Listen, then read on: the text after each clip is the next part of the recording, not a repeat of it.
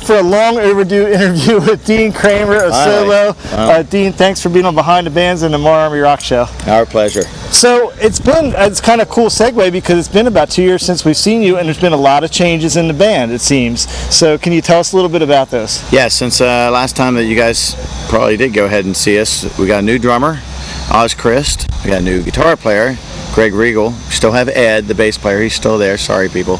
And then, of course, then there's me. But it's more than just a band. There's some new music, right? So absolutely. So tell us about what's been happening with the band and some of the new music you guys are writing, and maybe some of what we heard today. That's true. Yes, everything that we actually did today, as far as we mixed covers and original stuff. But with the original stuff, we did 7 off the last record, the first record, the only record thus far. But I still have a nice big catalog of stuff that I'm bringing out, but then I'm also, of course, currently writing as well. So with the new guys, we've had drummer issues like the spinal tap. So we've been through so many of them. Not as bad. Well, they don't blow up, but that's about beyond that. It's the same thing. So it's hard to go ahead and get a band going and keep it going without 4 members, particularly drummer. So we're finally at the point where we're hoping that Oz goes ahead and pans out. Either way, we are going to absolutely be recording. The other guys, they've been nice and kind of allowing me to keep beating on the old stuff, just because there's still lots of people who haven't heard the original stuff. So we're going to go ahead and keep doing that, but absolutely there's new stuff that's being recorded now, and I don't have a projected release date, as it were, or whatever, but we're going to get it much sooner rather than later. Now, we're out here in Western Maryland. I think that's where we are. Yes. And it's kind of like a hotbed of rock music. And people that wouldn't be from this area wouldn't know. And I think your band is kind of from this area somewhat. Yes, yes. So is there such a thing, I'm a Baltimore native, is there such a thing as a Maryland rock sound? Like, unique style to Maryland? I don't know. There's some, I'd say most of it just kind of, I don't know if honest is the right word, but obviously you got bands like Kicks. They don't.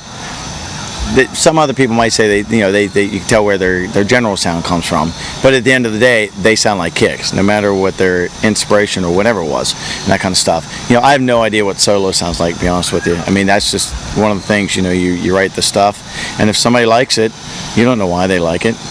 I only record it and put it out there because I like it.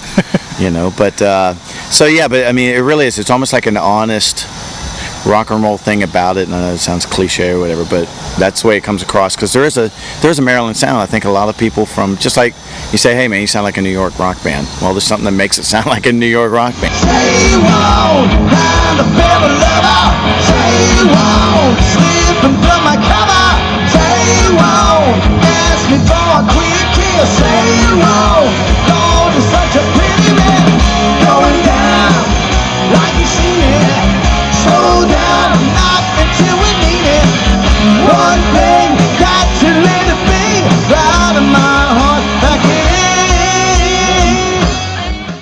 Time putting my finger on it, because I hope you take this as a compliment. When I watch your band, I feel like I'm at one of those Baltimore nightclubs in the 90s or the late 80s. It just has that feel to it. Not for that reason. I was thinking more musically and musically speaking. Stay the course. Gotcha. Okay. Yeah, but that is true though. I mean, because I do think that the whole thing with a Maryland band, there's just something that sounds like it, and hopefully we all don't sound alike, but it's the intangible thing. It's a style. It's not exactly, and who knows what that style is? So somebody else will decide, I guess. Now, some people that have decided they liked it seem to be Daughtry and Kiss. Is that correct? Can you yes. drop a little bit about those? Yeah, absolutely, yes. We entered a contest to go ahead and open up for Kiss. They were having a different band on each one of the cities in the tour, so you had to go ahead and be a top vote getter, like within top 5, and then somebody from actual Kiss went ahead and was supposedly picking the winner, and they picked us. What an honor that must be. So, I mean, being a Kiss fan, yeah, it did not suck. And, as a matter of fact, we just got back from going out to L.A., and we came back, and the drummer at the time, who is no longer with us, well, he's still alive. He's still alive. Not quite spinal tappy yet, but nonetheless. So again, he asked to join the band. He was just a dear friend of mine, and he was filling in. But he said, "Hey, how about if I join the band?" full time. I'm like, why don't just go ahead, and here we are out in LA, finally playing the whiskey, that kind of stuff. And then probably like about a week later or so was going to be the Kiss show. And it's like, well, watch us go ahead and win that, and then you'll get to jump right in there. And I go, you suck. I'm sitting there out every weekend trying to do whatever I can. He just kind of jumps right in, gets to play the whiskey, he gets to go ahead and play the Kiss show.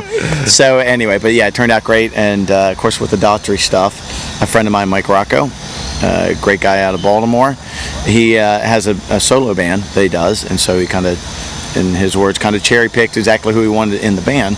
So I was one of the guitar players, so we went out, and last summer we did the Daughtry tour and everything like that. So that's great. Anything out on the road, it's always great, no matter what.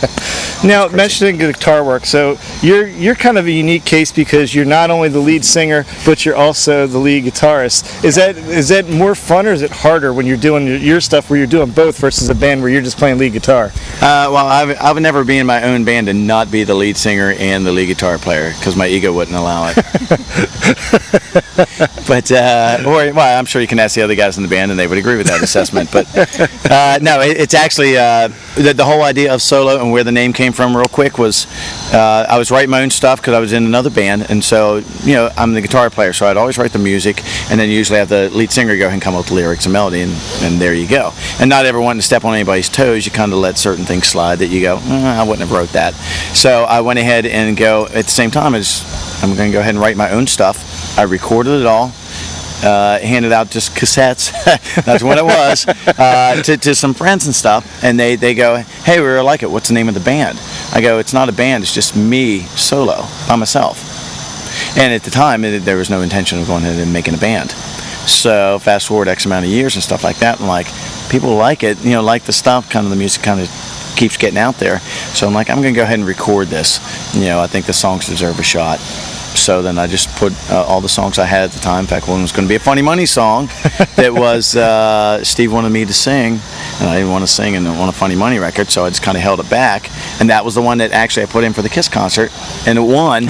So I'm like, so whatever it takes. But nonetheless, so that's the whole story behind where solo came from. It's just me by myself, and I thought I was being clever by splitting it in 2 words.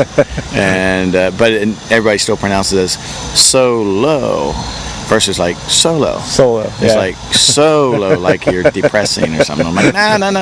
Solo. So that's it. That's for sure. 'Cause I know you think I'll never get to where I wanna be. Snowballs erasing all attacks that lay ahead of me. 'Cause I'm blind to all the things you didn't but to say.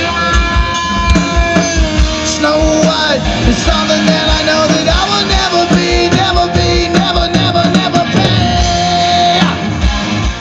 My favorite song by you guys is a little bit different than the rest of your catalog, it seems like, which is Winter, and you played it today. I love that tune. Is there a story behind it, or it seems like a little bit of a departure from a lot of what you guys do? Well, whenever I write the stuff, I truly write whatever I want to write. Just literally, it's like the Queen factor or Led Zeppelin. Those guys wrote whatever they wanted, just put it all on the same record. There wasn't here's how we have to sound. So whenever I do that, which is again another reason why I like having the band, and it's a band, make no mistake about it. But at the end of the day, it's my band, and everybody's nice enough to go ahead and trust my decisions most of the time. And if they pan out, then nobody complains over it, and everybody's happy. So the whole thing with Winter, whenever I brought that in, was I actually remember I was sitting over in an apartment in Ridgely, West Virginia, and looking outside, and it was freaking snowing, and we got like 3 feet of snow that night. Looking outside, and right there's a street light, and I see lots of snowflakes coming down. So like I'm sitting there going like, street lights show the weight of God. Like God is making it snow on us. So I started coming up with these lines, or beauty, winter's ground, sheets of white all around. Whenever I grew up, right across from my parents' house was a big open field with nothing in it. Whenever it snowed first time, nobody had been jumping on it, nothing. Big sheet of white. So all that kind of stuff comes. So yeah, I can actually basically say where any of the songs come from, no idea. But again, good or bad, whether you like them. And oddly enough, Winter was one of those songs I said nobody would ever really kind of mention or dig this song or whatever like that. And I probably would say that is the one song that whenever people hear it, that or Fool or Nothing. It's just for some reason people just kind of go, and that's why I'm saying you can never guess. Because if I was going to do a hit single, it would have been the It's Alright. It's modern sound, it's all this and everything, and yet nobody mentioned the song. Nobody. I'm like, okay, here's our non-hit single, and then here's the one everybody likes, Winter. So what do you guys have on tap for the end of 2013 and beginning of 2014? What's going to go on with the band from here? Writing and recording, and obviously trying to scare up any shows at any place we can. And we're kind of scattered, so we have to make sure it makes sense for everybody to kind of do the travel situation. Unfortunately, they still make us buy gas. We're in a band. They go, well, here you can have everything because we know you have no money, but that hasn't happened yet. So they know that we don't have any money part, but they don't give us anything. So beyond that, we're just going to go ahead and keep doing what we're doing. I mean, it really is that simple. You just got to keep. That's what's great about music nowadays. You can record it, you can put it on the web. People can start to dig it. So much has changed, over the years, where you had to have a hard copy, go out and sell it like that. You can have bands that never played a show who can sell 1,000 copies of a song, and it's like, wow, that's crazy. No doubt the industry's changed. And speaking of that, where's the website? Where's the spot for people to go to find solo music? SoloRocks.com. As simple as that. SoloRocks.com. This is Dean Cramer from Solo. Thanks for being on us on Behind the Bands Mid-Atlantic Rock Hour. And Steelheart's about to come on. We're going to let you watch them. And great set today from Solo. Guys, go check them out. Thanks.